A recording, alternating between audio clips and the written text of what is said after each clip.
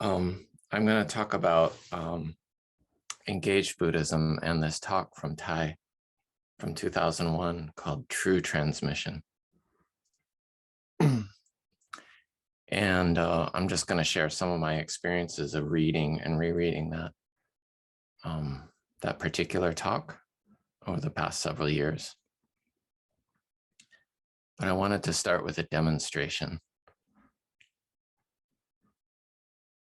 So Thai says in this talk that transmission doesn't happen with lots of incense and formal ceremony, but I have a little incense here.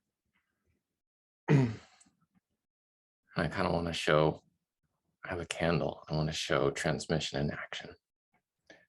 And I hope you can see this.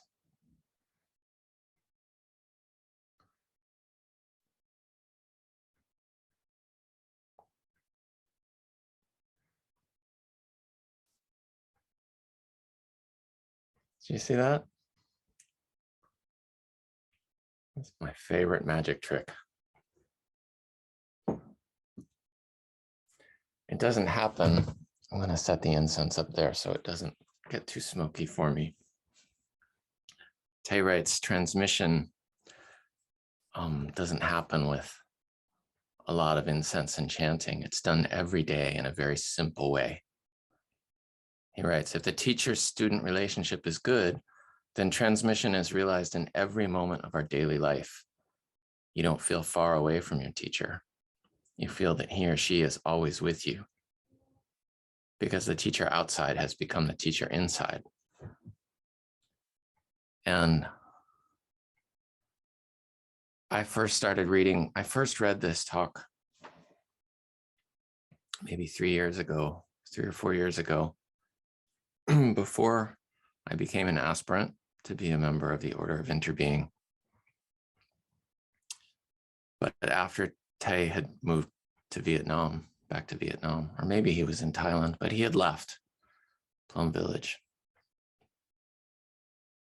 And I was feeling discouraged that I had never had a chance to meet him and probably never would now.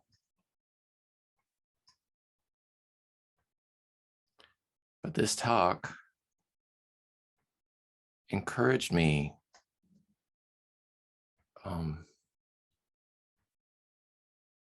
in the same way that later I noticed lighting incense could happen, where the incense doesn't actually have to touch the flame.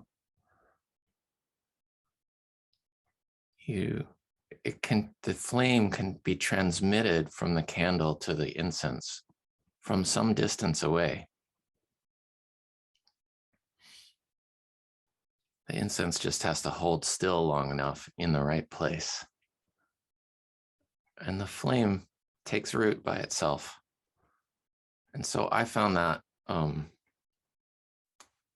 very encouraging, that physical contact is not needed, that it can happen from afar.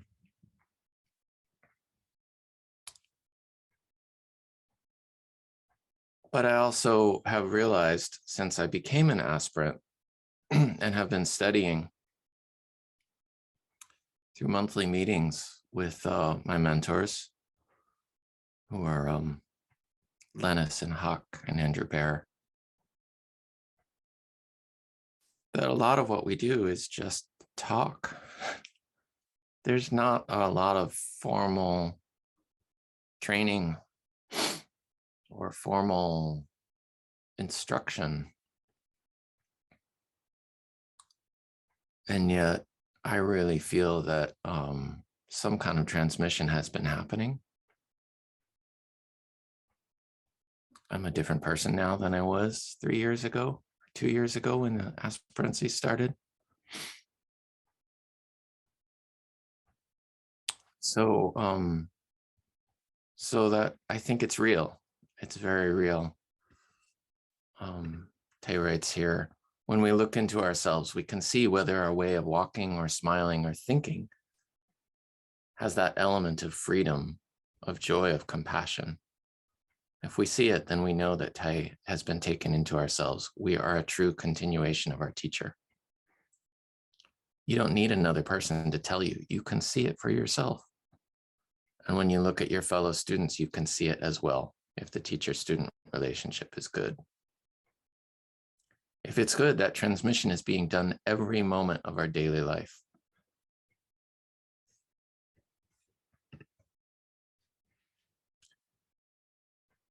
So there was another piece of this talk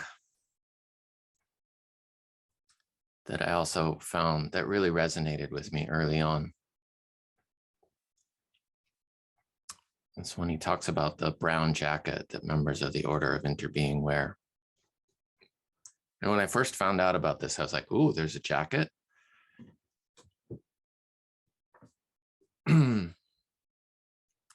But when I read this, he says it's like a student identity card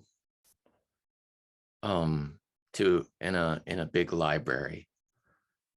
He says the ID card by itself means nothing. What it means is that you have access to study. You can go to the library, you can go to classes and have professors.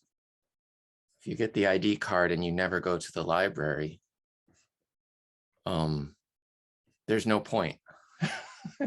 Just having the ID card means nothing. And when I read this, I thought, ooh,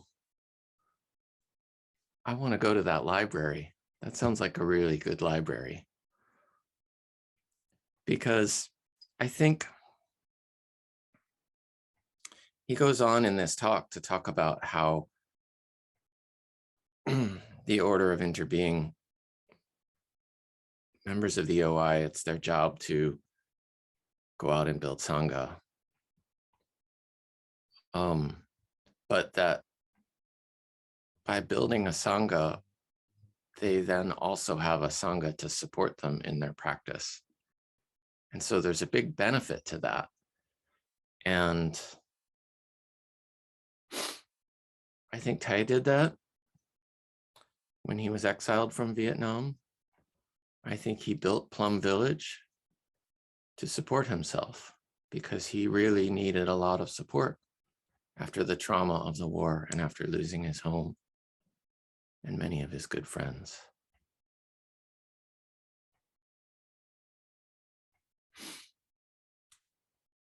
And I think he built a refuge for himself, but it also became a refuge for many, many other people.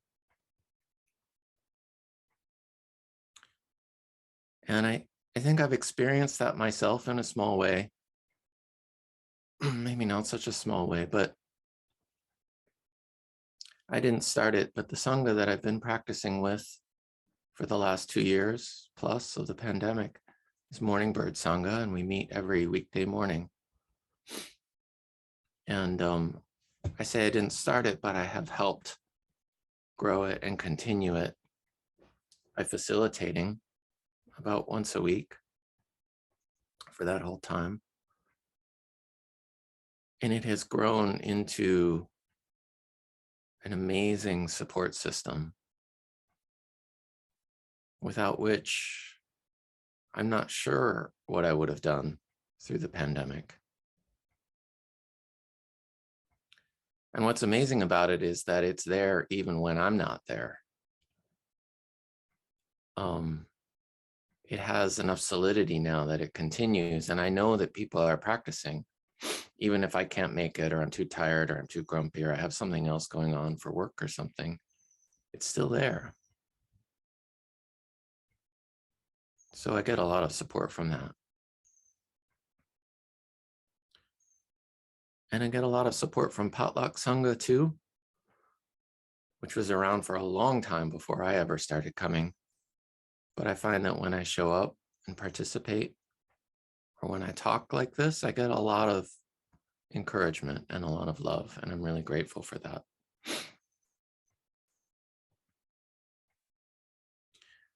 So I wanted to say too, I know that not everybody here is a member of the core community, or nor necessarily wants to be, but I will say that Thich is pretty careful to explain that the Order of Interbeing has 2 parts. It contains a core community, who are people who have ordained and made a public commitment to follow the 14 mindfulness trainings and to build sanghas.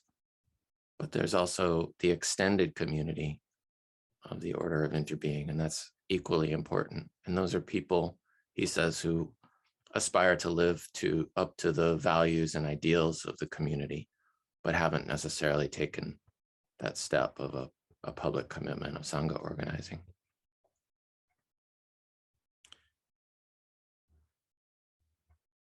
And the OI members, those who have ordained, he talks about how they can build sanghas. And the one thing I wanted to share today about this is he talks about it not just at the level of creating a sangha like Potluck Sangha, but also organizing at a regional and national and international level.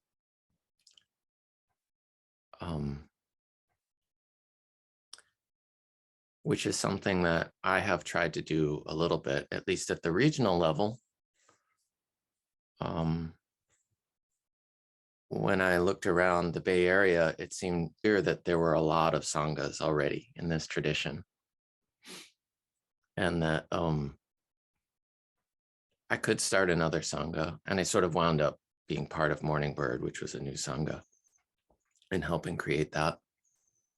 But I didn't necessarily need to create another sangha when there were so many around me. But what I took from this talk is that there's also a need for sanghas to connect to each other on a regional level so that they can share information and practices and songs, but they can also get together and organize days of mindfulness or tea ceremonies, or he has a whole list of things that they can do. And he apparently drew a diagram. I don't have pictures of this, but we organize local events that we get together. He suggests to organize local events such as days of mindfulness, short retreats, Dharma discussions, tea meditation, and walking meditation. And from time to time, we invite other local sanghas to join us and create a regional activity.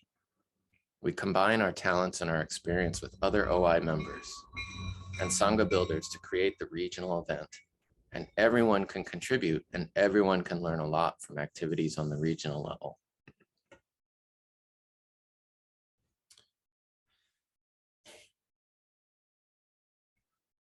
So this is where I felt I could contribute something.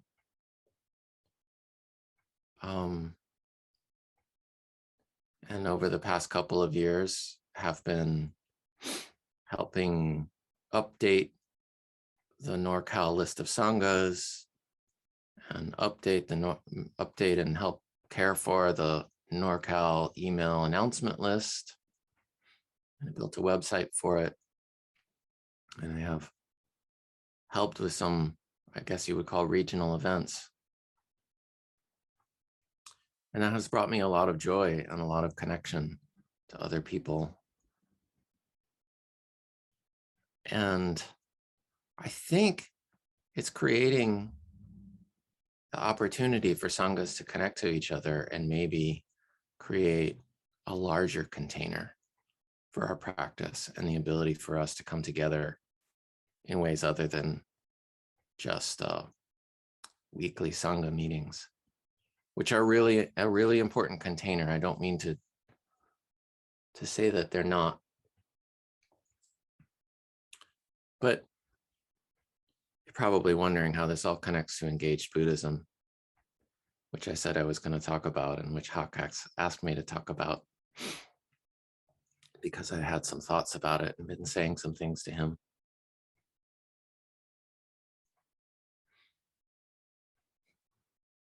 And for me,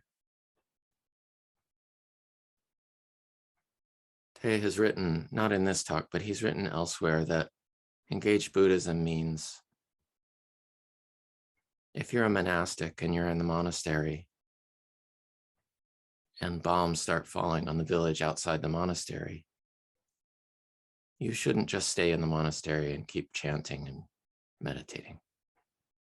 Your meditation needs to continue outside the monastery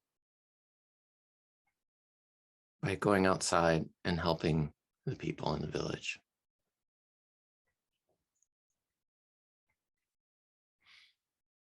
So I'm not a monastic, I'm a lay Sangha member. But I think about this, I apply this example to myself by thinking,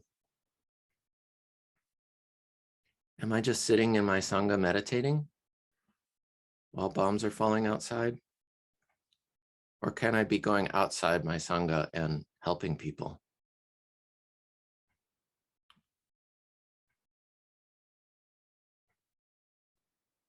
I think there's room for both. We need both. We need the refuge of the Sangha for sure. And there are no bombs falling in my village. So I have to look a little further or a little more carefully to see where help is most needed or where I can be most helpful with the capacity that I have and the time that I have and the limitations that I have as one person. Because it's not so clear and so obvious as I just need to go outside my door and there's somebody who needs my help and it's very clear what to do right away.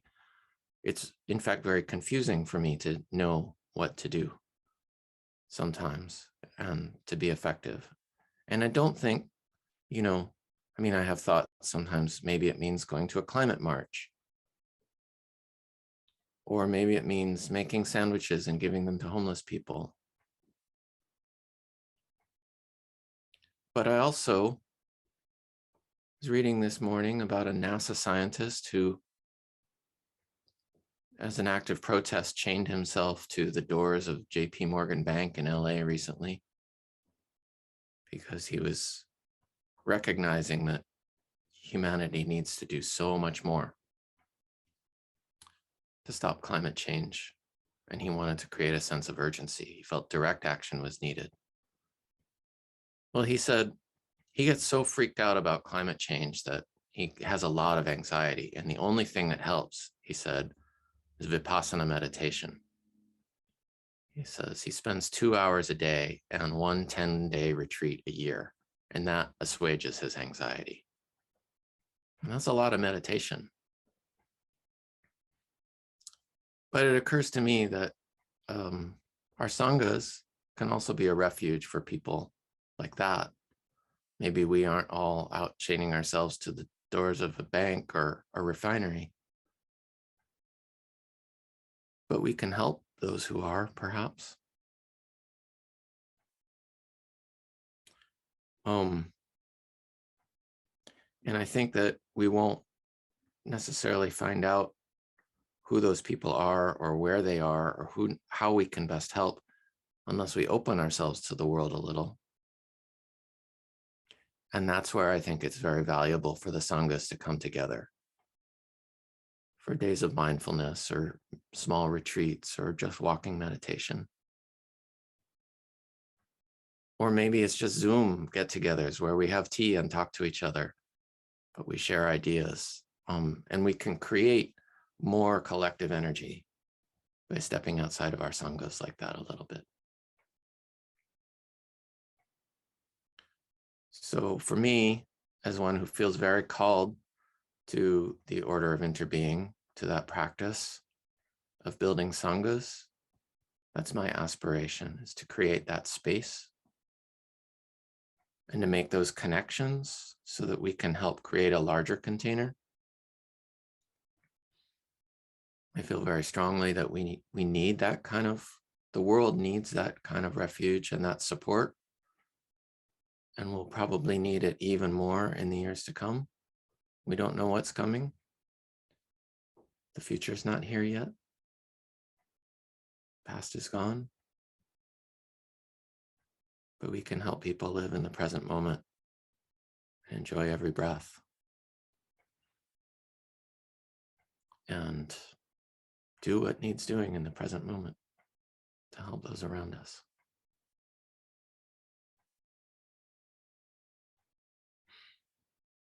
So I'm going to close with a very short phrase of a Plum Village song that is relevant.